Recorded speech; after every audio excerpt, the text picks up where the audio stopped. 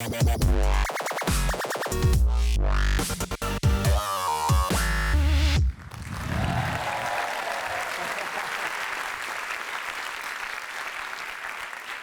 Américains ont la classe dans leurs films, vous savez.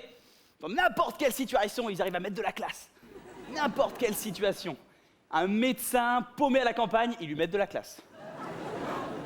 Docteur Stevenson, vous allez faire la tournée des malades malgré ce grand froid? Oui, Madame Chani. Vous savez, Madame Chani, qu'il vente ou qu'il neige, les malades ont besoin de moi et je dois être auprès d'eux.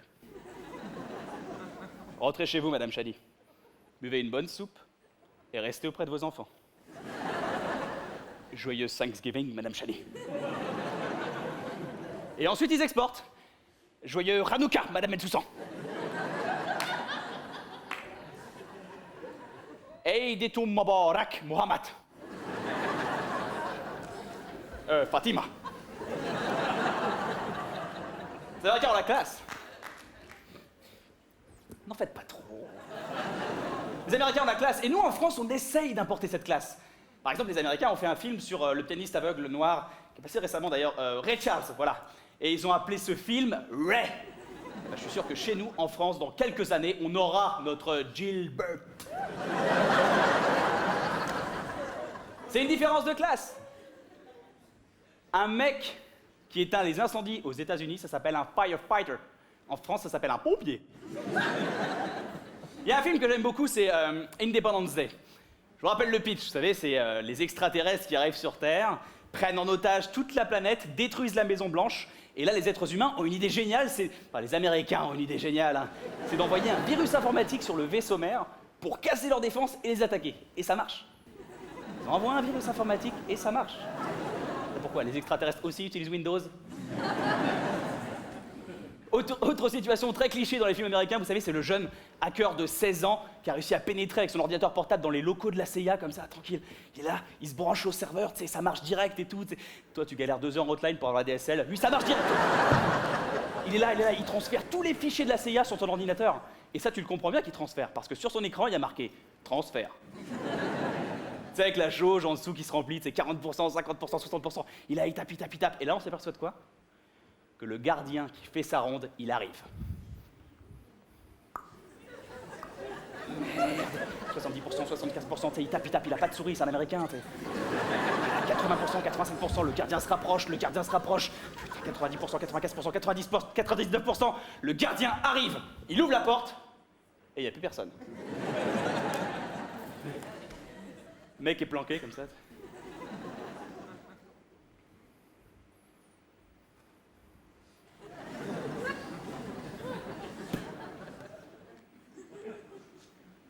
Y'a quelqu'un? Hey John, viens boire un café! J'arrive. Et le mec est sauvé parce qu'il aime le café! T'imagines le mec qui aime pas le café? Hey John, viens boire un café! Non. J'aime pas le café. Rien. Bonjour monsieur, de rien. Michael? Je vais plutôt prendre un chocolat.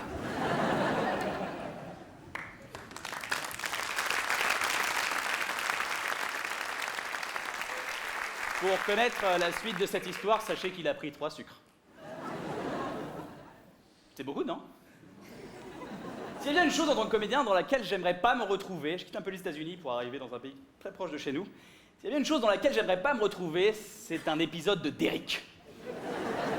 C'est comme un concept, Derrick. Tu sais, c'est la seule série qu'on a traduit en français et on a gardé les noms en allemand. Quoi, Stéphane?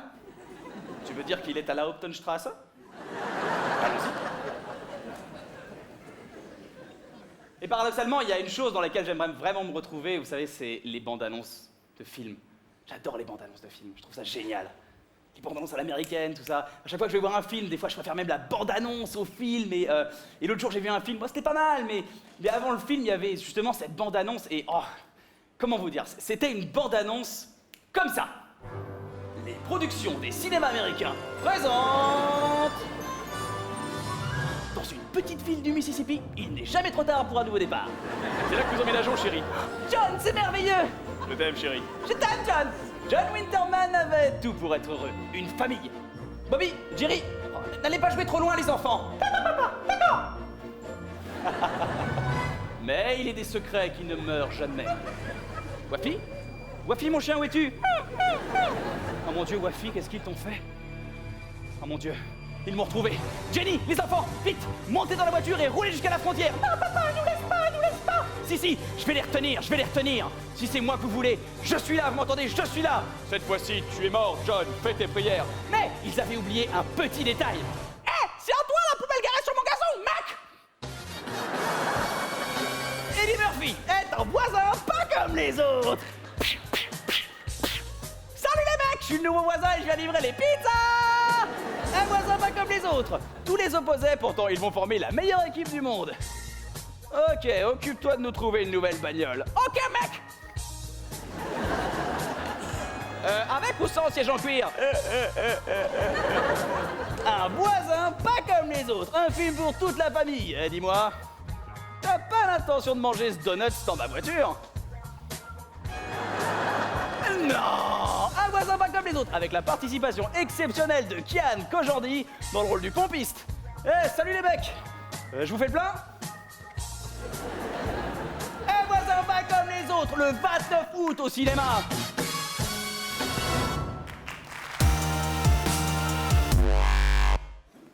Mesdames et messieurs, j'ai péché. J'ai tapé sur Internet le mot. À votre avis, quel mot j'ai tapé? Qui a dit sexe là-bas? On n'est pas dans un pipe show, vieux. J'ai tapé séduction. Parce que je trouve ça très difficile de séduire, même s'il y a plus de femmes que d'hommes sur Terre. Il y a 10% de plus de femmes que d'hommes sur Terre. Ça veut dire que chaque homme a le droit à une femme plus un petit peu de rab. 10% d'une autre femme, qu'est-ce que vous choisiriez, messieurs? Tout ce qui dépasse? Son sens du shopping? Et il paraît que chaque homme a 8 expériences sexuelles différentes dans toute sa vie. Ne t'énerve pas, Rocco, c'est une moyenne. Hein, je te sens déjà tendu. Personnellement, je compte beaucoup sur ce soir. Alors, ce que je vais faire, c'est assez insolite, mais je prends une photo de vous, cher public, et mesdames, celles qui souhaiteraient avoir une petite aventure ce soir, merci de sourire, comme ça va me permettre de faire un premier tri.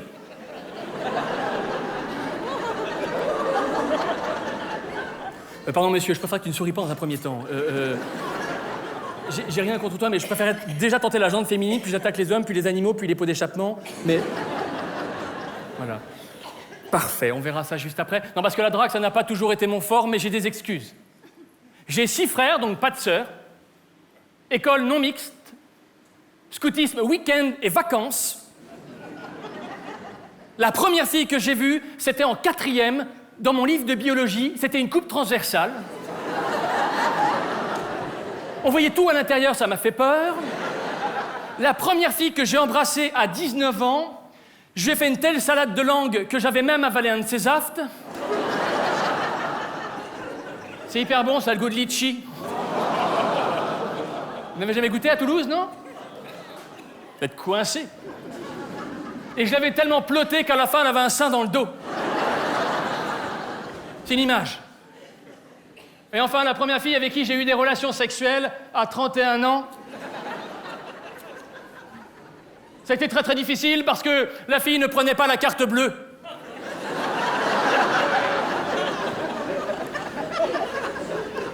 Puis j'ai appris à draguer. C'est chiant, messieurs, de draguer, c'est chiant, non?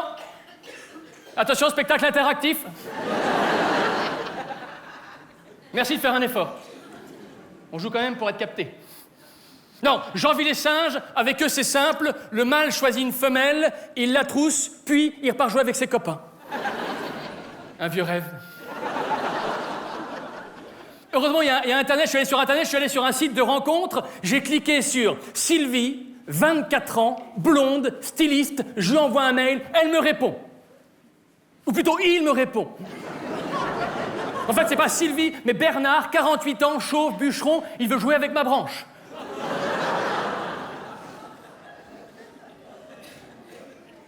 Heureusement, il y a le speed dating. Le principe du speed dating est génial. Vous connaissez le speed dating? Le principe, c'est un homme face à une femme, un inconnu face à 2 inconnus. H égale F plus X, H pour homme, F pour femme, X pour inconnu. X égale racine carrée de 7 sur U, 7 minutes. La durée du speed dating sur U, Rocco, U. Je sais pas ce que tu tripotes depuis tout à l'heure, Rocco, mais t'es pas concentré. C'est pas parce qu'il y a des caméras qu'il faut que... Bon, U. Les nouveaux commerçants? Non, pas du tout. Bon, on va faire plus simple. D'abord, dans la drague, messieurs, il y a le choix, la liberté de choix. La fille est libre comme le garçon. Non, c'est non, même si parfois non, c'est oui, et même si un oui peut cacher un... Non. Tu es le meilleur élément ce soir, tu as dit non tout de suite. Je vais te remettre une gommette en forme de cœur. Tiens, c'est pour toi. Que ceux qui n'ont pas de gommette ne se découragent pas. Tiens, toi, je vais te remettre une gommette. Considère que tu ne la mérites pas, d'accord? Mais en te la remettant, je fais un geste envers tout ce groupe-là qui m'a l'air un peu moins brillant. Je reprends. Quand la fille dit non, c'est... Non. Non, attends, les violeuses, là. On a des infos, là. Non. Quand la fille dit non, c'est non. Un non qu'on croyait être un oui, c'est un viol. Un oui qu'on croyait être un non, c'est pas de bol. Et un oui qui est un oui, c'est la quintessence. Excusez-moi pour ce mot un peu compliqué, j'aime pas le groupe de droite, là. Ça va être l'effet de la gommette. On va faire plus simple. Avant le choix, il y a la cible, The Cyber. Ce spectacle est vendu bilingue. Il faut savoir estimer ce que l'on vaut pour savoir ce que l'on peut se... Non, pas d'argent, non, s'il te plaît, pas d'argent, non. Pas payer, te permettre, pas payer, non, non. Le bois de Boulogne, avant, il y a plein de choses à faire avant, non, non. Croyez-moi, il ne faut pas se laisser guider par le fantasme. On ne gravit pas l'Everest avec des tongs. Allez, on va faire un cas pratique. Allez, cas pratique. Assis à une terrasse de café, un mec se dit, en voyant la super nana à la table d'à côté, s'il y a une justice sur cette terre, la super nana, elle va venir me voir parce que je suis un type intéressant, drôle et très très très bien foutu. Je joue un personnage. Bon, ça va, je ressemble pas à Shrek non plus, c'est bon, faites un effort. Non, c'est au mec de se lever et de dire un mot gentil à la super nana en évitant le... Waouh, jolies jambes, à quelle heure elles ouvrent?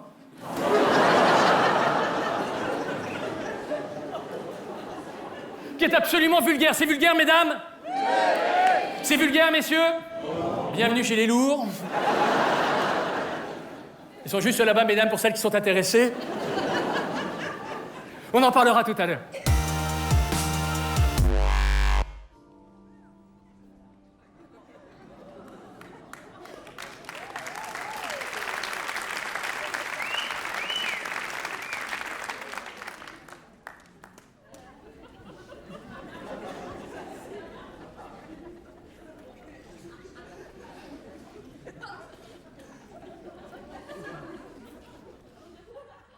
Le goéland.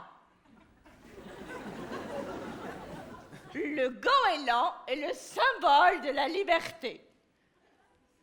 Lorsqu'il vole, lorsqu'il déploie ses ailes, il est libre.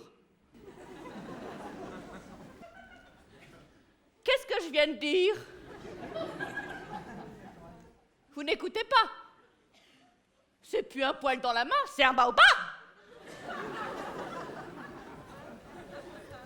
Qu'est-ce que vous avez dans la bouche? C'est de la pâte à mâcher, c'est ça? Vous mastiquez de la pâte à mâcher durant mes cours?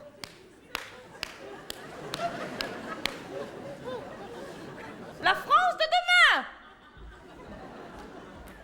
Pauvre France! Pauvre France! Pour demain, vous me copierez 100 fois. Je ne dois pas mastiquer de la pâte à mâcher durant les cours de musique de Mademoiselle Cressel parce que c'est strictement interdit! Ah, ça vous fait rire! Pour demain, tout le monde me le copiera, c'est de sa faute. Vous verrez ça à la récréation avec lui. En anglais même, ça vous fera les pieds. I must not eat chewing gum during class of Miss Cressel because it's strictly forbidden dans le chameau. Ouh, à cause de vous, je transpire. Après, j'ai les poils tout collés. J'aime pas ça.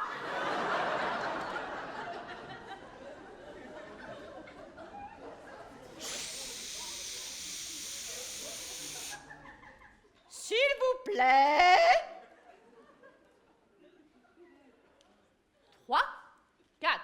Chante, mon chante, la chanson que fredonne le vent. Vole, s'envole, reviendras-tu, goéland?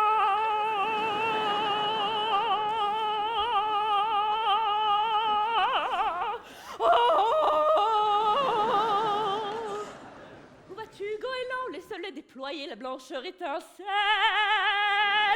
Toutes tes pattes palmées, tu viens frôler la vague et même l'arc-en-ciel. De l'effort au succès, du succès au bonheur. Ouh, solo, chante, mon chante, la chanson que fredonne le vent. Allez, tout le monde avec moi. 3, 4. Chante, mon chante. Alors je vais être très clair. Ça fait 6 mois qu'on est sur la chanson. Je m'investis à fond les ballons. Alors vous en retour, rien que de chi, j'en ai ras la casquette. Si vous ne chantez pas, si je ne vois pas vos bouches bouger, j'en prends un, je le fais monter au tableau et on voit s'il fait son malin devant ses petits camarades. 3, 4. Chante, mon chante, la chanson que fredonne le vent. Vole, s'envole, reviendras-tu, goéland? Tableau.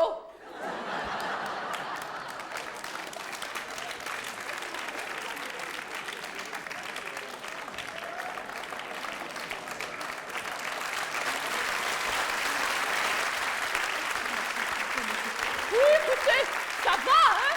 Ne l'encouragez pas dans sa bêtise. Tu restes ici, tu me regardes moi, tu ne t'occupes pas d'eux, ils sont sots.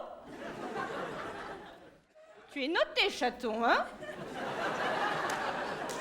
Pourquoi tu ne veux pas chanter? Ça ne va pas à la maison, c'est ça? Papa et maman se disputent, hein?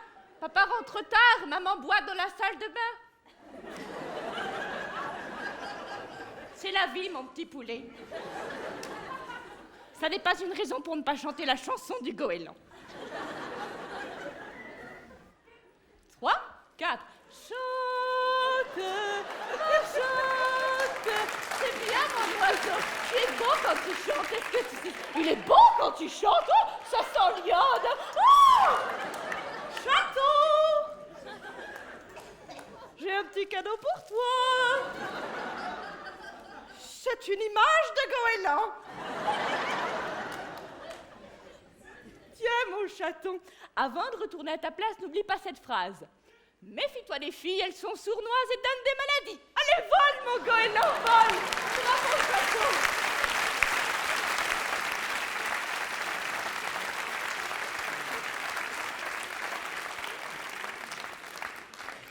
Je ne t'ai même pas demandé ton prénom. Pardon? En plus.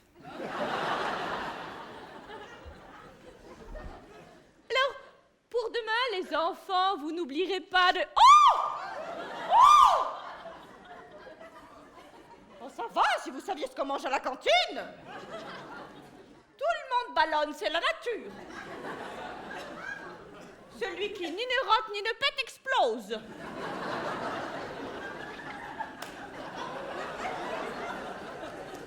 Oui.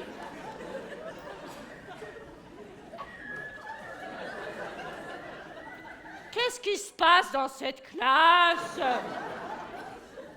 Alors, pour demain, mes mignons, n'oubliez pas de faire signer vos carnets de liaison concernant notre petite sortie au Marcanterre.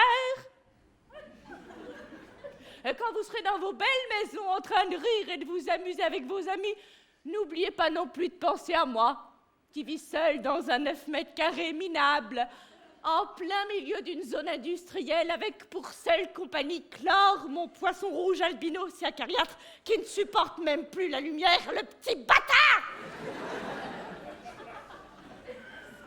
Demain, les enfants, cela fera exactement 13 années que je n'ai pas eu mes règles.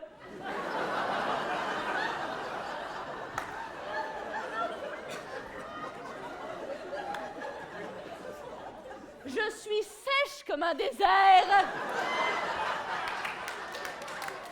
Aride.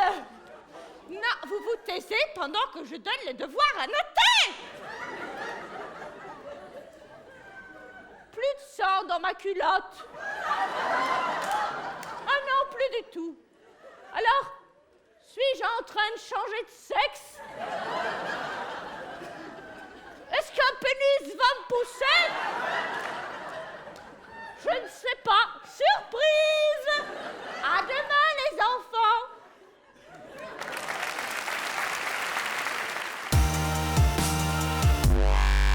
Non, j'espère que tout le monde trouvera l'amour. Et une deuxième chose qui est importante dans la vie pour moi, c'est trouver une passion, quelque chose qu'on veut développer. Donc moi, ça a été la comédie, je voulais me lancer dans le one-man show. Je vous dis franchement, au début, c'était dur. Moi, je joue pas mal à Paris. Au début, j'ai commencé, il y avait, des fois dans la salle, il y avait 3 spectateurs. C'est super humiliant. Imagine 3 spectateurs dans la salle. Faut imaginer qu'au même moment, il y avait des taxis qui avaient plus de monde que moi. Je te jure, un taxi qui est passé à côté de moi, il a dit « On est 4, on t'a battu !» C'était super dur. Et c'est pas ça le plus dur. Le plus dur, c'était de dire à mon père que je voulais devenir comédien, et il a pas aimé. Juste pour vous dire, mon père, il est pas né en France, il était au Vietnam avant, il est arrivé en France à 22 ans. Avant, il était au Vietnam, il était garagiste, un super garagiste. Pour réparer les voitures les plus pourries, il les faisait remarcher. On l'avait même donné un surnom, l'homme qui murmurait à l'oreille des 2 chevaux. On l'avait pas compris. Après, à 22 ans, il est arrivé en France, il est arrivé dans le 93. Et pour ceux qui connaissent le 93, c'est un département vraiment... il y a beaucoup de criminalité, beaucoup de délinquance. Et tu le vois parce que quand tu marches dans les rues du 93, tu passes devant les devantures des commerçants, il y a toujours un petit panneau, c'est écrit « Nous n'avons pas la clé du coffre ». C'est pas bizarre d'écrire ça, non? Ils essayent d'entamer un pseudo-dialogue avec les futurs voleurs. Et je pense qu'ils devraient aller plus loin. « Chers voleurs, nous n'avons pas la clé du coffre. Néanmoins, en face, la clé cachée sous le palier. » Lui, il a attaqué lui, mais pas nous, gros bidou. Moi, je vous jure, j'en avais marre du 93, donc j'ai été voir mon père, je lui ai dit que je voulais me lancer dans le one-man show. Il n'a pas aimé au début. En fait, je sais pas s'il a aimé ou pas, parce que mon père, il a toujours une façon super énigmatique de me parler. Papa, tu veux ou pas que je devienne comédien? C'est pas parce que tu prends un billet d'avion pour le Tibet que tu vas gravir l'Himalaya. Mais au moins, tu connaîtras la route pour aller à Roissy-Charles de Gaulle. C'est déjà bien. Papa, tu me racontes de la merde, j'y vais en RER. Et finalement, on a discuté, il m'a dit, vas-y, lance-toi, profite de ta jeunesse. Et c'est vrai qu'être adulte et jeune, ça dure quelques années. Hein. Mais par contre, il ne faut pas tout miser sur sa jeunesse. Hein. Vous voyez quelqu'un comme Paris Hilton, un jour, elle va devenir Paris Hilton. C'est mon dermato qui me l'a dit. Donc il m'a dit, profite de ta jeunesse, mais fais tes études et redouble pas. Je sais pas ce qu'ils ont les parents que le redoublement, mais il faut pas redoubler dans la famille. C'est vrai, non? Les gens, ils mettent vachement la pression sur le redoublement. Quand t'es jeune, tu pourrais mettre une fille enceinte, si c'est pas une redoublante, ça passe. Faut leur dire aux parents que le redoublement, c'est pas inscrit dans le casier judiciaire. L'autre fois, mon petit cousin, il a 18 ans, il a redoublé. Il était en larmes, je vous jure, il chialait. Je vais le voir, je fais, hé, t'as que 18 ans, pourquoi t'es si triste de redoubler? Oh non, j'ai recommencé une année de plus à faire la même chose, au même endroit, avec les mêmes personnes. Oui, bon, plus tard, t'appelleras ça la vie active.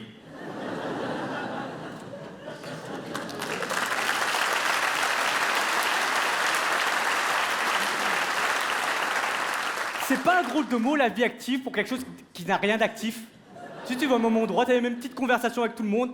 Eh, ça va, Martine, ta plante à pouce tes tickets resto sont arrivés ou pas Est-ce qu'on a notre lundi de Pentecôte? Ça m'angoisse. Et je sais pas s'il y a beaucoup de salariés dans la salle, mais un moment crucial dans la vie d'un salarié, c'est la pause déjeuner. Je sais pas si vous avez déjà arrivé de déjeuner avec votre supérieur hiérarchique. Ça vous est déjà arrivé ou pas? Oui? C'est toujours un moment assez bizarre parce que ton supérieur hiérarchique, il veut partager un moment convivial avec toi, mais toi, tu veux donner aucune information sur ta vie. C'est... Alors, tu joues un drôle de jeu, tu joues au jeu du ni oui, ni non. Alors, Martine, ça se passe bien le travail? Possiblement que peut-être. Bon, est-ce que vous avez passé un bon week-end au moins? C'est envisageable. Et moi, je travaillais dans une grande boîte, j'étais salarié, je travaillais dans une grande société. Et toutes les semaines, il y avait des pots de départ de gens qu'on ne connaissait pas. Toujours bizarre d'aller à un pot de départ de quelqu'un que tu n'as jamais vu, tu connais absolument pas. Tu dois lui dire un petit mot à la fin, alors tu vas le voir. Que ce soit d'une bonne continuation et que tous tes rêves se réalisent, quel que soit ton prénom. Juste pour vous dire en quelques mots, je travaillais dans un open space. Je sais pas si tout le monde voit ce que c'est un open space. C'est des grands bureaux, tout le monde est assis les uns à côté des autres et t'as pas d'intimité dans un open space. Moi j'avais un pote qui s'était équipé contre ça. Il avait acheté une burqa d'ordinateur, comme ça elle peut surfer tranquille. Et les gens, en fait, ils confondent souvent travailler et être salarié, ce qui est différent. Tout le monde n'est pas fait pour la vie de salarié, et il faut le savoir. Il faut vraiment faire les bons choix dans la vie. Et les gens devraient mieux connaître ce que c'est la vie de salarié. Juste pour vous dire, une fois, j'ai vu un reportage aux États-Unis où on amenait des délinquants, on les amenait dans des prisons, et on leur disait « Si tu continues comme ça, tu finiras ici. C'est ça que tu veux ?» Je pense que les étudiants, on devrait les emmener dans des open space et leur dire « Si tu continues comme ça, c'est ça que tu veux ?» Je vais pas finir sur ça. Là, je vais finir sur autre chose, vraiment en une phrase. Je suis parti aux États-Unis, je me suis fait un tatouage. Je voulais faire un tatouage par un tatoueur francophone. Et quand j'étais plus jeune, j'avais 2 tatouages. J'avais fait un truc superficiel et un truc un peu plus profond. Je m'étais tatoué ici, Too Young to Die, pour me rappeler de tous ceux qui étaient partis trop tôt. Ici, je m'étais tatoué la vida loca, parce que j'aime bien Ricky Martin. Merci beaucoup, c'était Alex Nguyen. À bientôt. Merci.